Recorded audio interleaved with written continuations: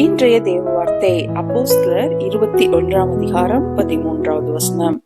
அதற்கு பவுல், நீங்கள் அழுது என் இருதயத்தை ஏன் உடைந்து போக பண்ணுகிறீர்கள்?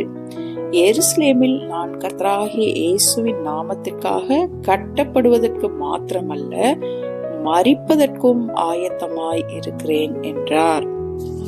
பவுலின் மீது அன்பு வைத்த சில ஜனங்கள் பவுலுக்கு எருசலேமிலே ஆபத்து இருக்கிறது என்பதை புரிந்து பவுல் எருசலேமுக்கு கடந்து செல்லும் பொழுது அவனுக்காக அழுதார்கள்.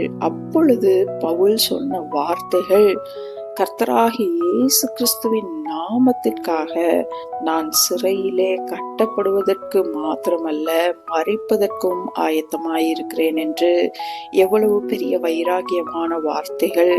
தனக்கு எருசலேமிலே ஆபத்து உண்டு என்று அவனுக்கு தெரிந்திருந்தோ, அகபு என்ற தீர்க்கதரிசியின் மூலமாக எருசலேமிலே அவன் கட்டப்படுவான் என்று அவனுக்கு பரிசுத்த ஆவியானவர் மூலமாக தீர்க்க தரிசனம் சொல்லப்பட்ட போதிலும் பவுல் எருசலேமுக்கு போக புறப்பட்டது மாத்திரமல்ல, அந்த இடத்திலே நான் மரிப்பதற்கும் இயேசுக்காக ஆயத்தமாய் இருக்கிறேன் என்று சொல்லி தன்னுடைய வைராக்கியமான இயேசுவின் அன்பை வெளிப்படுத்தினான். பிரியமானவர்களே, இன்று நாம் இயேசுக்காக வாழுகிற வாழ்க்கையிலே இயேசுக்கான வைராக்கியத்தை நாம் வெளிப்படுத்துகிறோமா?